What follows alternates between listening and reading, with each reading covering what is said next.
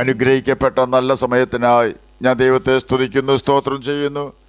ദൈവവചനം ശ്രവിച്ചുകൊണ്ടിരിക്കുന്ന എല്ലാ ദൈവമക്കൾക്കും വീണ്ടും വരാമെന്ന് അരുളി ചെയ്തവനായ കർത്താവായ യേശു ക്രിസ്തുവിൻ്റെ ധന്യനാമത്തിൽ ഞാൻ എൻ്റെ സ്നേഹവന്ദനം അറിയിക്കുന്നു. ഇന്നത്തെ അല്പസമയത്തെ ചിന്തയ്ക്കായി 2 ദിനവൃത്താന്തം 16-ാം അധ്യായം 9-ാം വാക്യം നമുക്ക് വായിക്കാം. യഹോവയുടെ കണ്ണ് തങ്ങൾ ഏകാഗ്രചിത്രന്മാരായിരിക്കുന്നവർക്ക് വേണ്ടി തന്നെത്താൻ ബലവാനെന്ന് കാണിക്കേണ്ടതിന് ഭൂമിയിലെല്ലായിടവും ഊടാടിക്കൊണ്ടിരിക്കുന്നു. അനുഗ്രഹിക്കപ്പെട്ട ഒരു വേദവാക്യമാണ് നാം കേട്ടത്. ഈ ന്യായപ്രമാണ പുസ്തകത്തിലുള്ളത് നിൻ്റെ വായിൽ നിന്ന് നീങ്ങിപ്പോകരുത്, അതിൽ എഴുതിയിരിക്കുന്നത് പോലെയൊക്കെയും പ്രമാണിച്ചു നടക്കേണ്ടതിന് നീ രാവും പകലും അത് ധ്യാനിച്ചു കൊണ്ടിരിക്കണം. എന്നാൽ നിൻ്റെ പ്രവൃത്തി സാധിക്കും, നീ കൃതാർത്ഥനായും ഇരിക്കും എന്നാണ് യഹോവയായ ദൈവം യോശുവയോട് യോശുവ 1-ാം അധ്യായം 8-ാം വാക്യത്തിൽ കൂടി അരുളി ചെയ്തിരിക്കുന്നത്. കർത്താവ് യോശുവയോട് പറഞ്ഞതുപോലെ തന്നെയാണ് കാലാകാലങ്ങളായി ഇസ്രയേൽ രാജാക്കന്മാരോടും ജനത്തോടും നമ്മോടും അരുളി ചെയ്യുന്നത്. അനേകം ഇസ്രയേൽ രാജാക്കന്മാർ അത് അനുസരിക്കാതെ ജീവിച്ചു. ഒടുക്കം ബൈബിളിൽ അവരെക്കുറിച്ച് രേഖപ്പെടുത്തിയിരിക്കുന്നത് അവരുടെ ഹൃദയം ദൈവസന്നിധിയിൽ ഏകാഗ്രമായിരുന്നില്ല എന്നാണ്. ഈ പ്രസ്താവന ഏതെല്ലാം രാജാക്കന്മാരെക്കുറിച്ച് രേഖപ്പെടുത്തിയിട്ടുണ്ടോ അവരുടെ ഭരണകാലത്ത് അവർ യഹോവയ്ക്ക് അനിഷ്ടമായുള്ളത് ചെയ്തു എന്നാണ് ബൈബിളിൽ രേഖപ്പെടുത്തിയിരിക്കുന്നത്.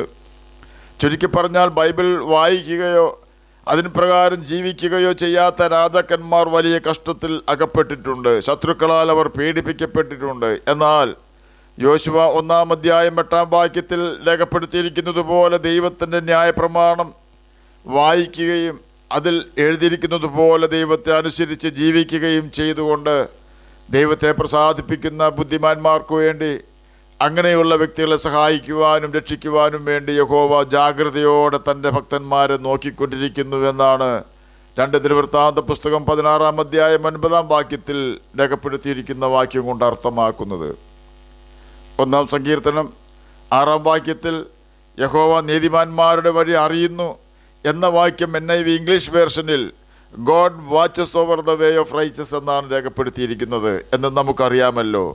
ദൈവം പറഞ്ഞ വഴിയിൽ കൂടി നടക്കുന്ന വ്യക്തികൾക്ക്, അഥവാ ചെയ്യരുതെന്ന് പറഞ്ഞിട്ടുള്ള കാര്യങ്ങൾ ചെയ്യാതെയും ചെയ്യണമെന്ന് പറഞ്ഞിട്ടുള്ള കാര്യങ്ങൾ ചെയ്തും കൊണ്ട് ദൈവകൽപ്പനകൾ അനുസരിച്ച് ജീവിക്കുന്ന വ്യക്തികൾക്ക് 100% സംരക്ഷണം ദൈവം ഒരുക്കിയിട്ടുണ്ട് എന്ന് സാരം.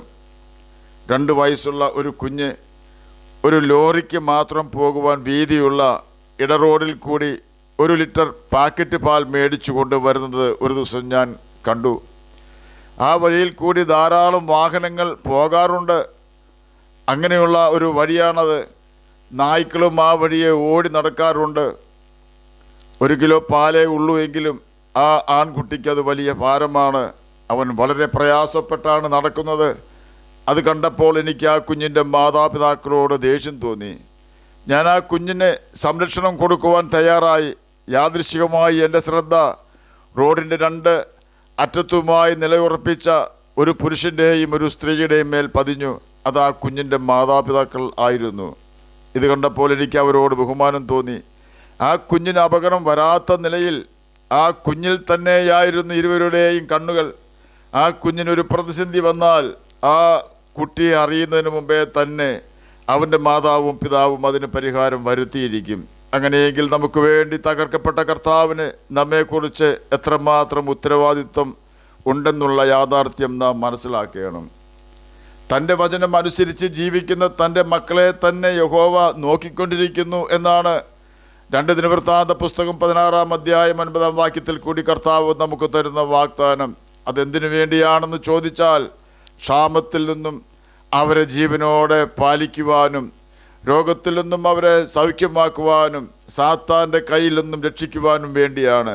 ദാവീദിൻ്റെ മകനായ ശലോമോൻ്റെ മകനായ രഹബയാമിൻ്റെ മകനായ അബിയാമിൻ്റെ മകനായ ആസായെക്കുറിച്ച് നമുക്ക് അല്പമായി ചിന്തിക്കാം. 12 ഗോത്രങ്ങൾ ഉള്ള ഇസ്രയേൽ രാഷ്ട്രം ശലോമോൻ്റെ പാപനിമിത്തം തൻ്റെ മകനായ രഹബയാമിൻ്റെ കാലത്ത് യൊരോബയാം എന്ന ശലോമോൻ്റെ ദാസിന് 10 ഗോത്രം യഹോവ കൊടുക്കുകയും ബാക്കിയുള്ള 2 ഗോത്രമായ യഹൂദാ ഗോത്രവും ബെന്യാമീൻ ഗോത്രവും ശലോമോൻ്റെ മകനായ രഹബയാമിന് ലഭിക്കുകയും ചെയ്തു. വർഷങ്ങൾ പലത് കടന്നു പോയെങ്കിലും രഹബയാമിൻ്റെ മക്കൾ പരമ്പരയ്ക്ക് യഹൂദ രാജ്യം ലഭിച്ചു. അബിയാവിൻ്റെ മകനായ ആസ തൻ്റെ പിതാവായ അബിയാവിന് പകരം യഹൂദ രാജാവായി സ്ഥാനം ഏറ്റെടുത്തു. അവൻ്റെ കാലത്ത് 10 സംവത്സരം ദേശത്ത് സ്വസ്ഥതയുണ്ടായി. ആസ തൻ്റെ ദൈവമായ യഹോവയ്ക്ക് പ്രസാദവും ഹിതവുമായുള്ളത് ചെയ്തു.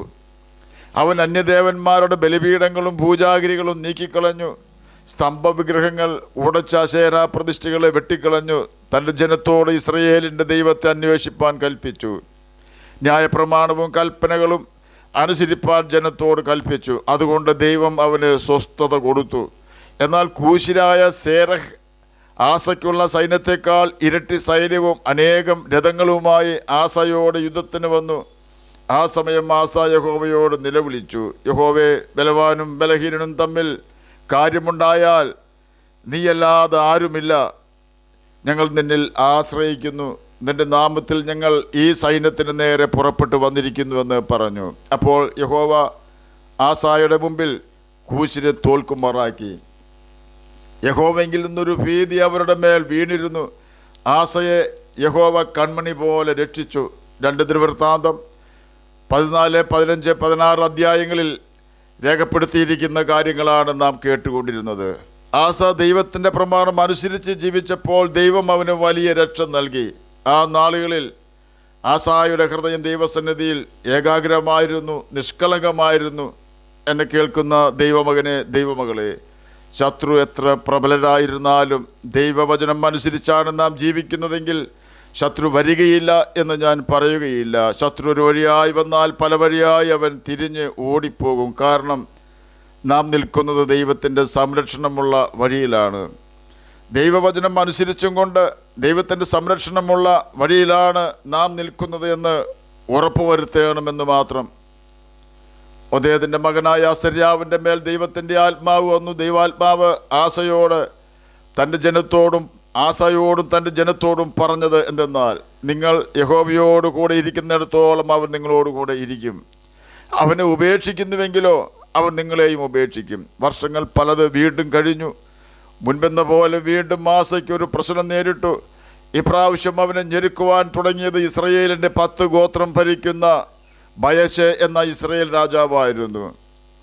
ആസ യഹോവയോട് സഹായം ചോദിക്കേണ്ടതിന് പകരം യഹോവയുടെ ആലയത്തിലെ വെള്ളിയും പൊന്നും എടുത്തുകൊണ്ട് ദമശ്കയിലെ അരാം രാജാവായ ബെൻഹദിന് കൊടുത്തയച്ചു. ബെൻഹദ് തൻ്റെ സൈന്യവുമായി വന്ന് ഇസ്രയേൽ രാജാവായ ബയശയെ തോൽപ്പിച്ചു. ആ കാലത്ത് ദർശകനായ ഹനാനി യഹൂദ രാജാവായ ആസായുടെ അടുക്കൽ വന്ന് അവനോട് പറഞ്ഞത്, നീ നിന്റെ ദൈവമായ യഹോവയിൽ ആശ്രയിക്കാതെ അരാം രാജാവിൽ ആശ്രയിക്കൊണ്ട് അരാം രാജാവിൻ്റെ സൈന്യം നിന്റെ കയ്യിൽ നിന്ന് തെറ്റിപ്പോയിരിക്കുന്നു. യഹോവയുടെ കണ്ണ് തങ്ങൾ ഏകാഗ്രചിത്തന്മാരായിരിക്കുന്നവർക്ക് വേണ്ടി തന്നെത്താൻ ബലവാനെന്ന് കാണിക്കേണ്ടതിന് ഭൂമിയിലെല്ലായിടവും ഊടാടിക്കൊണ്ടിരിക്കുന്നു. 2 ദിനവൃത്താന്തം 16 അധ്യായം 9 വാക്യമാണ് നാം കേട്ടത്. ഇതിൽ നിന്നും നമുക്കുള്ള സന്ദേശം എന്തെന്നാൽ, നാം നമ്മുടെ ഹൃദയം ദൈവത്തിൻ്റെ വചനം അനുസരിച്ചുകൊണ്ട് ഏകാഗ്രമാക്കുകയും ദൈവം ഇഷ്ടപ്പെടാത്ത സകല കാര്യങ്ങളും ഉപേക്ഷിക്കുകയും വേണം. ഒരു മനുഷ്യനിലും ഒരു സഹോദരനിലും ആശ്രയിക്കാതെ വിശ്വസിക്കാതെ ദൈവത്തെ വിശ്വസിക്കുകയും ദൈവത്തിൽ മാത്രം ആശ്രയിക്കുകയും വേണം. പ്രതിസന്ധി വരുമ്പോൾ ദൈവമാണ് പ്രതിസന്ധി വരുത്തുന്നതെന്ന് ചിന്തിച്ച് ദൈവത്തിനെതിരെ പിറുപിറുക്കാതെ ദൈവത്തോട് കൂടുതൽ അടുക്കുവാൻ തക്കവണ്ണം ദൈവവചനം കൂടുതൽ വായിക്കുകയും അനുസരിക്കുകയും ചെയ്യണം. എന്നാൽ സമാധാനത്തിൻ്റെ ദൈവം നമ്മോടുകൂടെ വസിക്കും. ദൈവം നമ്മോടുകൂടെ വസിച്ചാൽ സാത്താൻ കൊണ്ടുവരുന്ന ഒരു പ്രതിസന്ധിയും നമുക്ക് സാത്താൻ കൊണ്ടുവരുന്ന ഒരു പ്രതിസന്ധിയിലും നമുക്ക് തോൽവി ഭവിക്കുകയില്ല. കാരണം ഇസ്രായേൽ മക്കൾക്ക് വേണ്ടി യുദ്ധം ചെയ്യുന്ന യഹോവ അഥവാ കർത്താവായ യേശു ക്രിസ്തു നമുക്ക് വേണ്ടിയും യുദ്ധം ചെയ്യും. വിജയം നമുക്ക് നേടിത്തരികയും ചെയ്യും. അങ്ങനെ നാം അനുദിന ജീവിതത്തിൽ ദൈവത്തോടു കൂടെ നടന്ന് സകല പരീക്ഷകളിലും ജയം പ്രാപിച്ചാൽ യേശു ജയിക്കുന്നവർക്ക് നൽകുന്ന ജീവകിരീടം നമുക്കും പ്രാപിക്കുവാനും ദൈവമക്കൾ എന്ന പദവി നിലനിർത്തുവാനും പുത്രനോടൊപ്പം അവകാശം പ്രാപിക്കുവാനും നമുക്ക് ഇടവരും. ദൈവമായ കർത്താവ് അതിന് നമ്മെ സഹായിക്കുവാൻ തക്കവണ്ണം ദൈവത്തിൻ്റെ കൽപ്പനകൾ പ്രമാണിച്ച് നമുക്ക് നിത്യജീവൻ അവകാശികളായി തീരാം. അതിന് കർത്താവ് നമ്മെ സഹായിക്കട്ടെ എന്ന് പ്രാർത്ഥിച്ചുകൊണ്ട് ഞാൻ എൻ്റെ വാക്കുകളിൽ നിന്ന് വിരമിക്കുന്നു. നമുക്ക് പ്രാർത്ഥിക്കാം. ഞങ്ങളെ സ്നേഹിക്കുന്ന സ്വർഗീയ പിതാവേ, നല്ല വചനത്തിനായി അങ്ങയെ സ്തുതിക്കുന്നു, സ്തോത്രം ചെയ്യുന്നു. എന്നെ കേൾക്കുന്ന ഏതെങ്കിലും പ്രിയപ്പെട്ടവർ സമാധാനമില്ലാതെ ആയിരിക്കുന്നുവെങ്കിൽ അങ്ങ് അവർക്ക് സമാധാനം കൊടുക്കണമേ. ജോലിയില്ലാത്തവർക്ക് ജോലി കൊടുക്കണമേ. പഠിക്കുന്ന കുഞ്ഞുങ്ങൾക്ക് പഠിക്കുവാനുള്ള ബുദ്ധിയും ജ്ഞാനവും ഓർമ്മശക്തിയും കൊടുക്കണമേ. അങ്ങയുടെ വചനം പ്രമാണിച്ചുകൊണ്ട് നിത്യജീവനാവകാശികളായി തീരുവാൻ അടിയുടെയും അടിയനെ കേൾക്കുന്ന അങ്ങയുടെ മക്കളെയും സഹായിക്കണമേ. പ്രാർത്ഥന കേട്ടതിനായി സ്തോത്രം. യേശുവിൻ്റെ നാമത്തിൽ തന്നെ ആമേൻ.